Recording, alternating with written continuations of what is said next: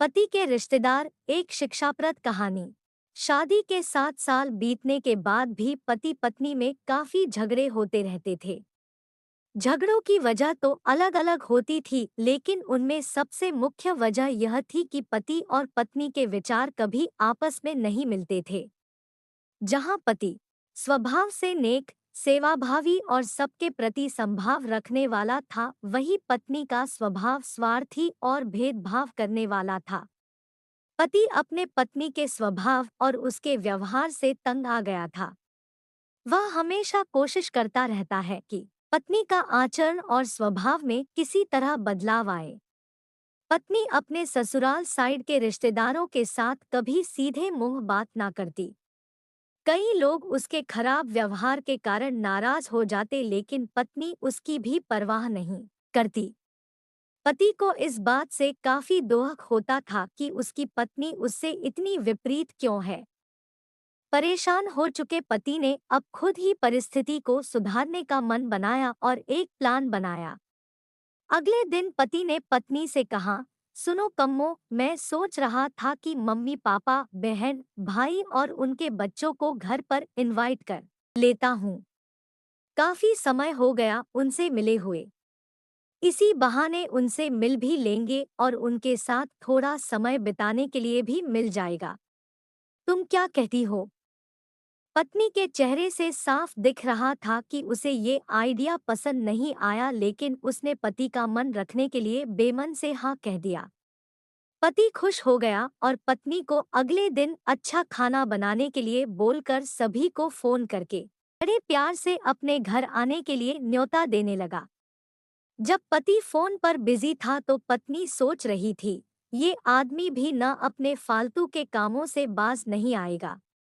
क्या जरूरत है सबको घर पर बुलाने की? सब मेरे घर आएंगे और राजाओं की तरह ऑर्डर करेंगे और मैं दासी की तरह उनकी सेवा करूंगी। नहीं नहीं, मैं ऐसा नहीं होने दूंगी।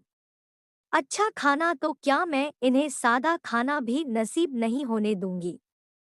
देखती हूँ कितनी देर टिकते हैं ये लोग मेरे घर। अगले दिन सुबह पति काफी खुश था। जब सिर्फ 2 ही घंटे बचे थे सभी मेहमानों को आने के लिए, पति ने अपनी पत्नी से पूछा, अच्छा बताओ तो सही, आज सबको खाने में क्या स्पेशल खिलाने वाली हो? पत्नी मुंह बनाते हुए बोली, स्पेशल खाना क्यों? तुम्हारे माँ बाप भाई बहन कोई मेहमान थोड़ी है, उनके लिए कोई स्पेशल खाना नहीं बनाया है मैंने। वह भी वही खाएंगे जो हम खाते हैं। आज घर में सिर्फ दाल चावल बना है, क्योंकि और कुछ बनाने के लिए सामान नहीं था। पत्नी की बात सुनकर पति गुस्सा हो गया और बोला, तुम कभी नहीं सुधरोगी। अगर घर में सामान नहीं था तो मुझे एक बार बता दिया होता। मैं बाजार से जाकर ले आता, लेकिन कुछ ढंग का तो खाना बना लेती। अब सिर्फ 1 घंटा बचा है और सभी आने वाले हैं। मैं क्या मुंह दिखाऊंगा उनको? तुम ही रहो यहाँ, मैं तो जा रहा हूँ। उनके जाने के बाद ही वापस आऊंगा, कहकर पति घर के बाहर चला गया। पत्नी को तब तक पति के बातों का कुछ फर्क नहीं पड़ा था जब तक मेहमान घर पर नहीं आ गए। और जैसे ही सब मेहमान घर पर आए तो पत्नी के होश उड़ गए, क्योंकि भाई बहन माँ बाप और बच्चे वह उसके पति के घर वाले नहीं बल्कि खुद उसी के थे। यानी कि पति ने अपने माँ बाप को नहीं, अपने ससुराल वालों को खाने पर इनवाइट किया था। पत्नी अब काफी परेशान हो गई, क्योंकि अपने ससुराल वालों को परेशान करने के लिए ना सिर्फ उसने सादा खाना बनाया था बल्कि खाने में ज्यादा नमक और मिर्च भी डाल कर रखा था। अपने मायके वालों के सामने देखकर पत्नी हाथ मलने लगी। थोड़ा सोचने के बाद पत्नी ने अपने पति को फोन मिलाया और कहा, तुमने मुझे पहले क्यों नहीं बताया कि मेरे मम्मी पापा और भाई बहन आने वाले हैं?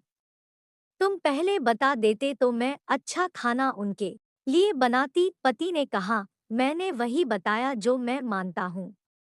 मैंने कभी तुम्हारे परिवार वालों को पराया नहीं समझा और तुमने कभी मेरे परिवार वालों को अपना नहीं माना।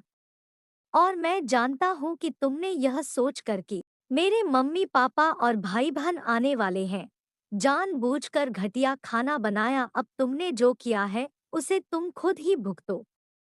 मुझे पता है तुमने मुझे इसलिए फोन किया होगा ताकि बाहर से खाना मंगवा सको, लेकिन मैं ऐसा नहीं करूंगा ताकि तुम्हें तुम्हारे किए की सजा मिल सके। इतना कहकर पति ने फोन कट कर दिया। ना चाहते हुए भी पत्नी को अपने मायके वालों को वही खाना खिलाना पड़ा। उसके रिश्तेदार ज्यादा मिर्च और नमक वाला खाना भी ऐसा सोचकर खा गए कि बेटी से गलती हो गई होगी, लेकिन बाद में जब दामाद ने सारी बात उन्हें बताई तब उन्हें बहुत शर्मिंदगी हुई और सभी उसके बुरे बर्ताव के लिए उसे डांटकर उससे नाराज होकर चले गए। सीख। दोस्तों, अच्छे रिश्ते बनाए जाते हैं। प्यार और अच्छे व्यवहार से सिर्फ खून के रिश्ते अच्छे नहीं होते।